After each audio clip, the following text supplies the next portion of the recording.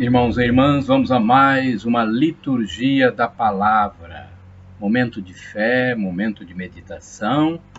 Vamos deixar Deus nos falar. É hora da nossa espiritualidade. Liturgia de 22 de janeiro de 2020, quarta-feira, segunda semana do tempo comum. A cor dos paramentos litúrgicos é verde. E no rito da celebração temos o ofício do dia. Antífona da entrada. Que toda a terra se prostre, que toda a terra se prostre diante de vós, ó Deus, e cante louvores ao vosso nome, Deus Altíssimo. Salmo 65, versículo 4. Oração do dia. Rezemos. Deus eterno e todo-poderoso, que governais o céu e a terra, escutai com bondade as preces do vosso povo e dai ao nosso tempo a vossa paz. Por nosso Senhor Jesus Cristo, vosso Filho, na unidade do Espírito Santo. Primeira leitura do primeiro livro de Samuel, capítulo 17, versículos de 32 a 33, 37 e 40 a 51. Naqueles dias, Davi foi conduzido a Saul e lhe disse: ninguém desanime por causa desse filisteu. Eu, teu servo, lutarei contra ele. Mas Saul ponderou: não poderás enfrentar esse filisteu, pois tu és só ainda um jovem. E ele é um homem de guerra desde a sua mocidade. Davi respondeu: o Senhor me livrou das garras do leão e das garras do urso. Ele me salvará também das mãos deste filisteu. Então Saul disse a Davi: vai, e que o Senhor esteja contigo. Em seguida tomou o seu cajado, escolheu no regato 5 pedras bem lisas, e colocou-as no seu alforje de pastor, que lhe servia de bolsa para guardar pedras. Depois, com sua funda na mão, avançou contra o filisteu.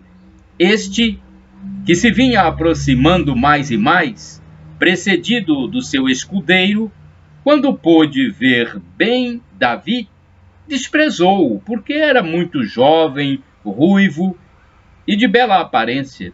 E lhe disse: sou por acaso um cão para vires a mim com um cajado?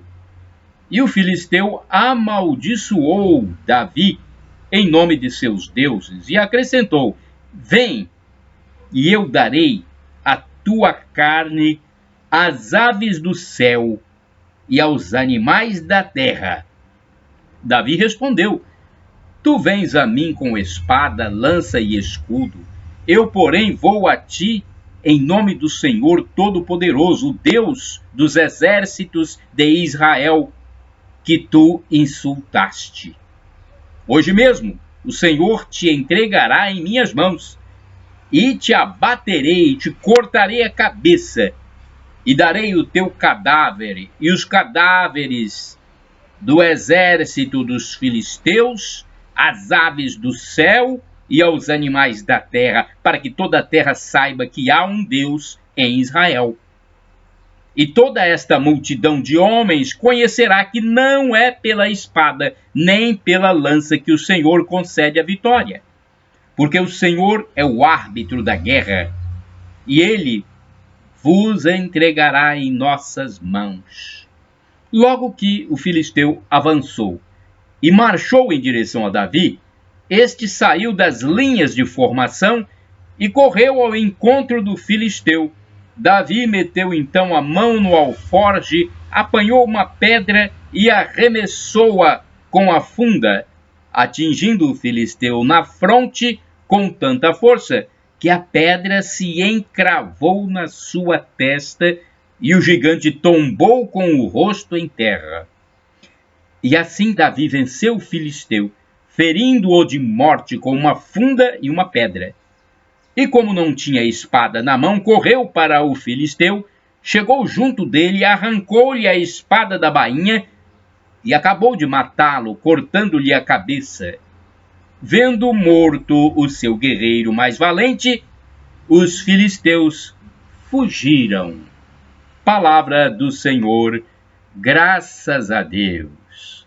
Salmo responsorial é o Salmo 144, versículos 1º, 2º, 9 ao 10º, refrão 1º A. Bendito seja o Senhor, meu rochedo. Todos, bendito seja o Senhor, meu rochedo.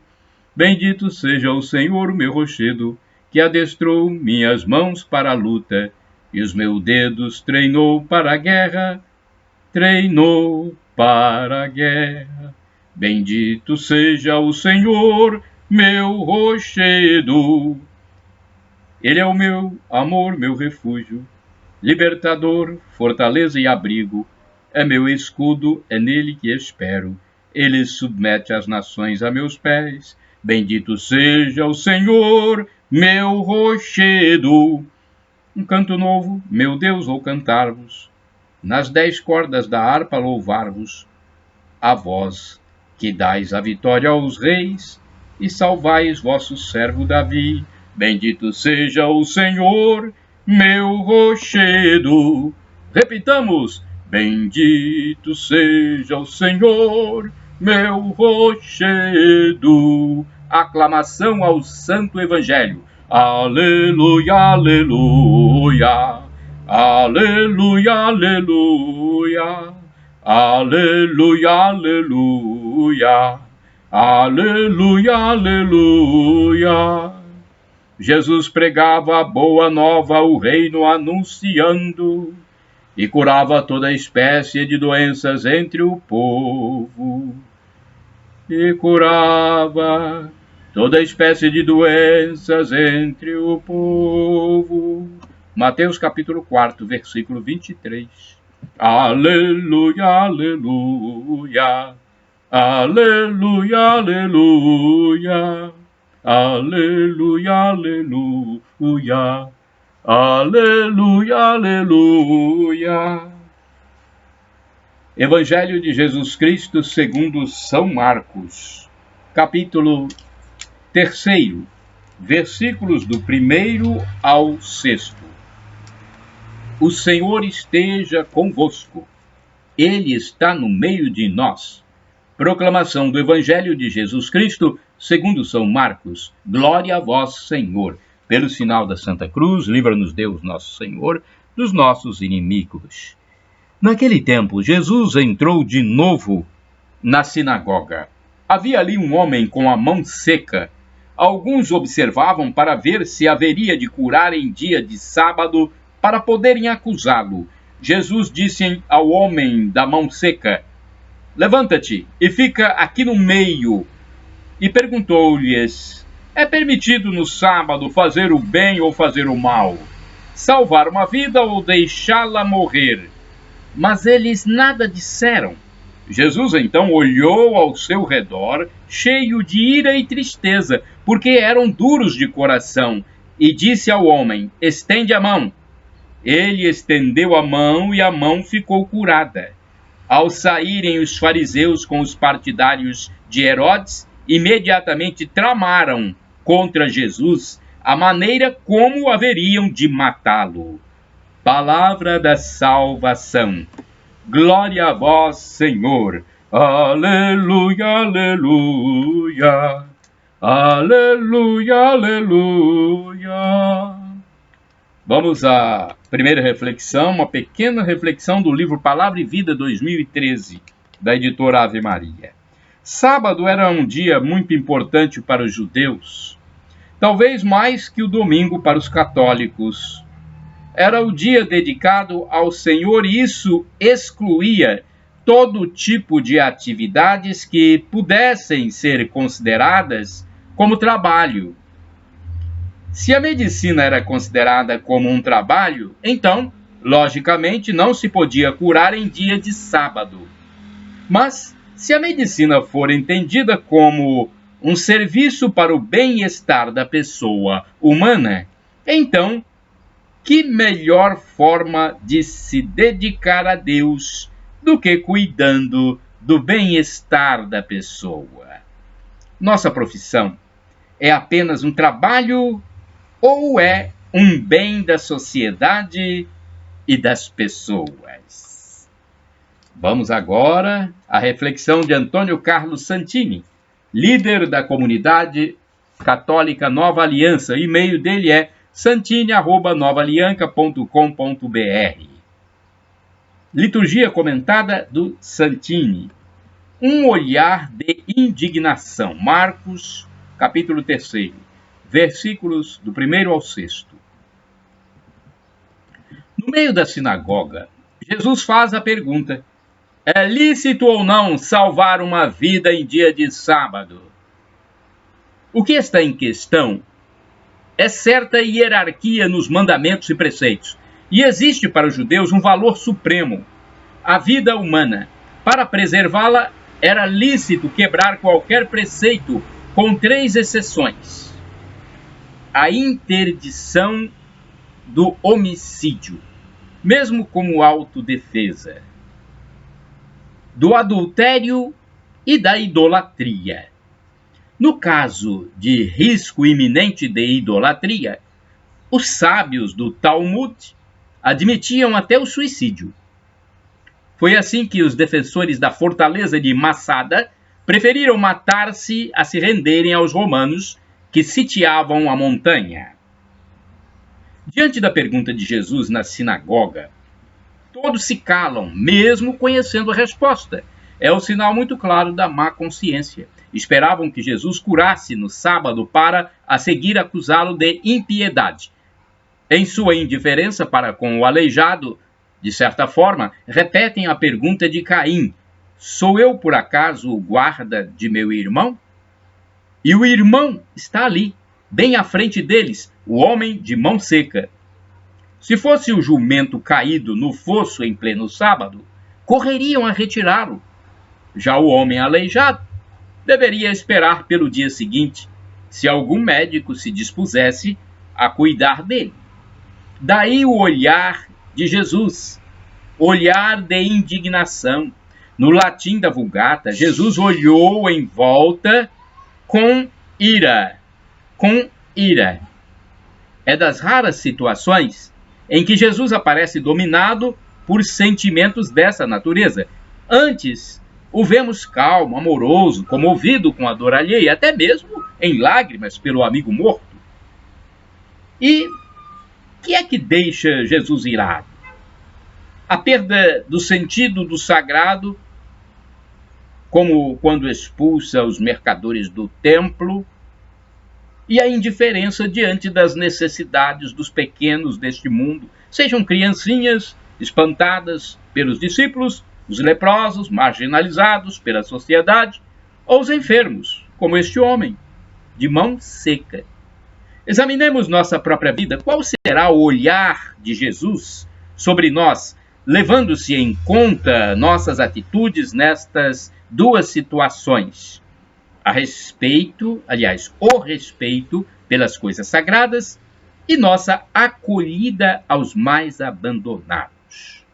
Afinal, há 2 tipos de templo onde Deus habita: o templo material, feito de pedras, madeira, alvenaria, como a Basílica Romana e a capelinha no alto do morro, e o templo humano, o coração do homem e da mulher, onde habita o Espírito de Deus.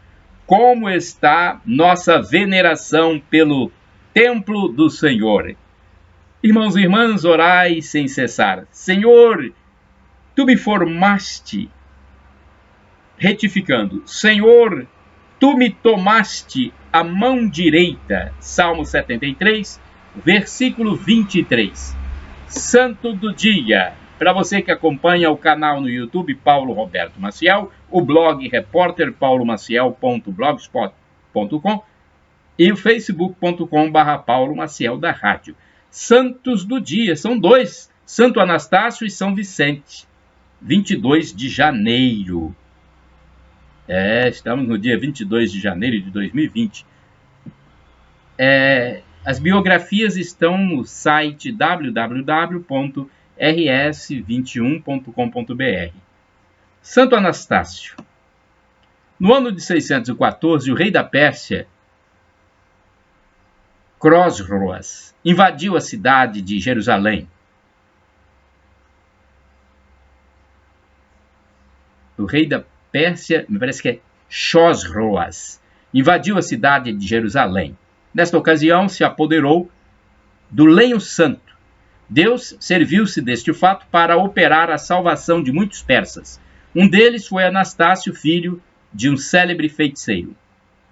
A Santa Cruz, de que tanto se falava, excitou-lhe também a curiosidade e o desejo de vê-la. Sem ter a intenção de abraçar a religião de Cristo, nela se instruiu e sua admiração crescia à medida que se aprofundava nos santos mistérios. Depois de algum tempo, se dirigiu à cidade de Hierápolis, hospedando-se na casa de um cristão. Este, no intuito de evangelizá-lo, convidou-o para assistir diversas reuniões cristãs. A vida de Jesus e o testemunho dos santos mártires tocaram-lhe o coração, convertendo-se ao cristianismo. Após longa preparação, recebeu o batismo e entrou para um convento em Jerusalém. Anastácio tinha um zelo tão vivo e ardente que em pouco tempo entre os irmãos era o primeiro em virtude e santidade. Anastácio tinha como leitura predileta, além da Bíblia, a história dos mártires, tanto que lhe ardia um grande desejo de também ser martirizado. Diante do governador declarou que havia abandonado a magia para ser cristão. Diante de tal afirmação, Anastácio começou a sofrer séria perseguição, mas continuou firme em sua fé. Anastácio, porém, para tudo só tinha uma resposta: sou cristão e como cristão quero morrer. Da Palestina, Anastácio foi transferido para a Pérsia por ordem do imperador. Lá encontrou o martírio tão esperado. O rei Khosroes enviou primeiro todos os esforços para afastá-lo da religião cristã. O rei envidou, melhor dizendo, todos os esforços para afastá-lo da religião cristã. Ofereceu-lhe uma alta patente no exército, permitiu-lhe viver como simples monge, contanto que só verbalmente negasse a fé cristã, embora de coração continuasse fiel discípulo de Cristo. Que mal poderia causar essa negação? Poderia haver nisto uma ofensa a Cristo, se de coração com ele ficasse unido? Anastácio declarou que teria horror até da sombra da hipocrisia. De novo lhe foram oferecidas colocações honrosas. A resposta de Anastácio foi a mesma. A pobreza do meu hábito fala-te eloquentemente do desprezo que tenho pelas vaidades do mundo, honras e riquezas de um rei que hoje existe e amanhã será pó, não me tentam.